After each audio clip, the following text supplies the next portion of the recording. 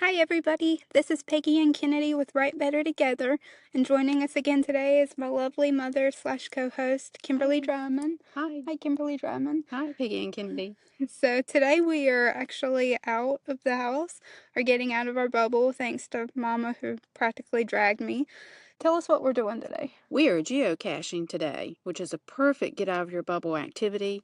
You can get outside, you get fresh air, you use your brain, you meet new people if you want to, but you can also be very introverted and out in the woods like we are right now.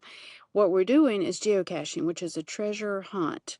You can do a paid version or free version. The free version you don't have as many options for, so Peggy Ann and I always opt to do the paid version. But you can start out free and try it and see what you like. So what you do is you get the app from the App Store or Google Play, and you sign in, and GPS is how they track you, and you can track the geocaching. So the geocache is hidden somewhere. They're all over the world. They're in busy places and they're in far out places like the woods.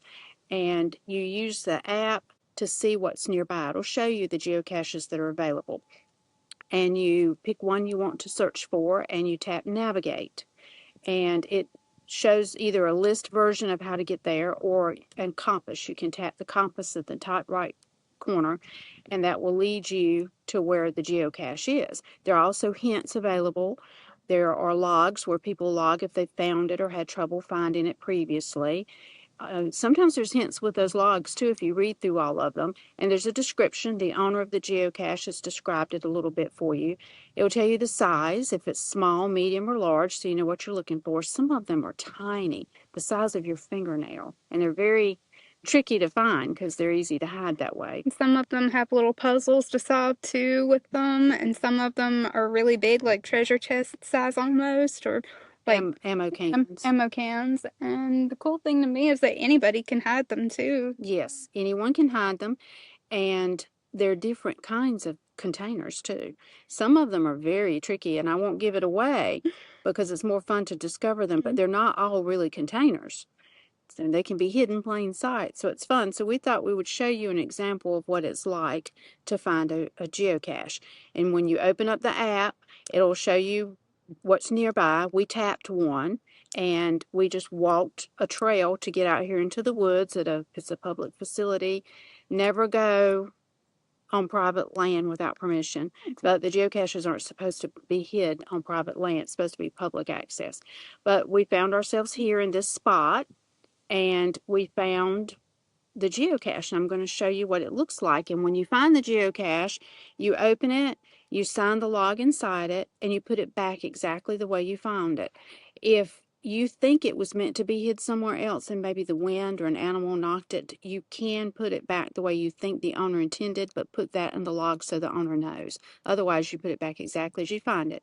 Some of them have what's called treasures inside and swag. You can grab one if you put something back in exchange. If you don't want to put a treasure in it, don't take anything out. Some of them are so small they don't have room for swag, and you just sign the log and put the log back.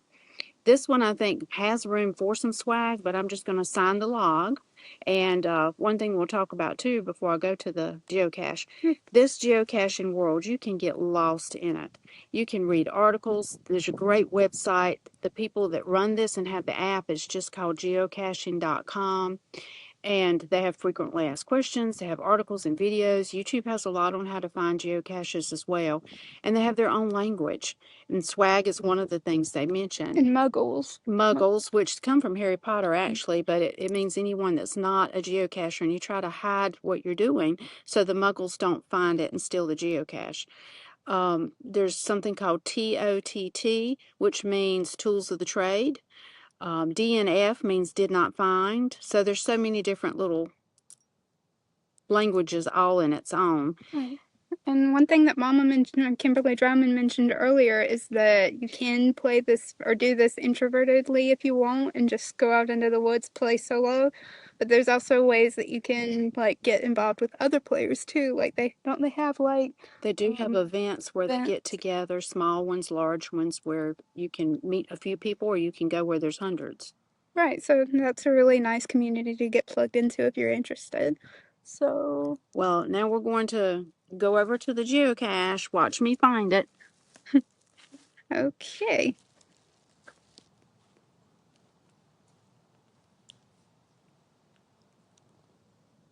There we go. See, Mama's holding it and opening it, and she'll sign the log. This one was really tricky. It was hanging by ropes or something, wasn't it? And you had to like pull it down. I did have to pull it down and then hang it back high up in the tree when it done.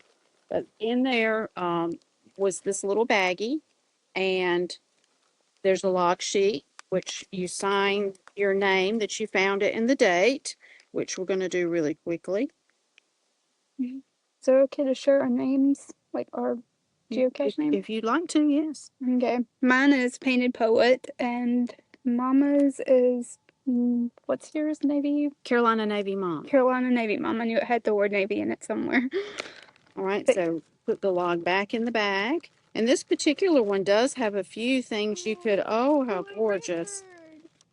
They have a few little treasures. So I do love red birds, so I'm going to actually grab this one, and I'm going to replace it with something from my geocache bag, which I keep this bag with me all the time when I geocache. It has some blank log forms in case someone's is messed up or wet. I keep little baggies in case somebody's geocache needs the little bags, and This fell. then I have little treasures in here that can be traded for the little red bird. I want something nice. You try to do something that's at least the same equivalent of worth or better if possible. I have a little ball.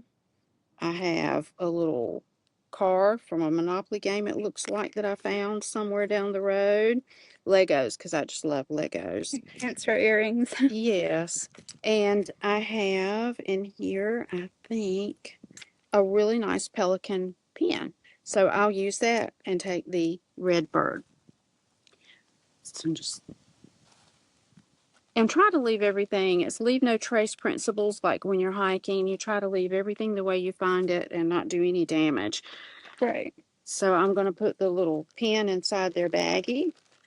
And when I log it on the app, I'll say that I took the red bird and replaced it with a flamingo pen, and that we found the geocache in good condition as well. The owners like to be updated. So I'm going to go put it back and get it back in the tree, and we might go look for another geocache later. But remember, the geocache is a fun thing to do. They're easy to find. That makes it easy to find using compass and where you're at in any town, any place all over the world, in town, in shopping centers, in neighborhoods, in parks. You can find it. And as Peggyann said, you can do it introvertedly if you want. There's no one out right now. Or you can go places where there are other geocachers and tell them while I put this back what story ideas you could get while you're out here. Okay, so like Mama said, there is a lot of story potential in doing this. If you're playing this or doing this with somebody else, you can brainstorm ideas together. Or if you're talking with but doing other events with people, you can certainly talk with them and maybe get some story ideas by just having conversations and using what you learn from certain people, kind of like Hannah Moa said, Frankenstein little things.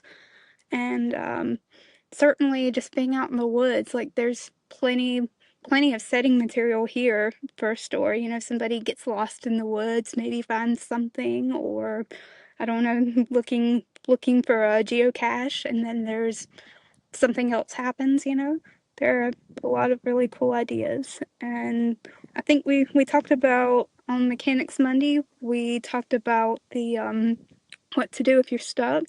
And geocaching is a really good way to take a break and to give you some ideas for your story and to just rest your brain and let it do what it does best and just kind of brainstorm and write.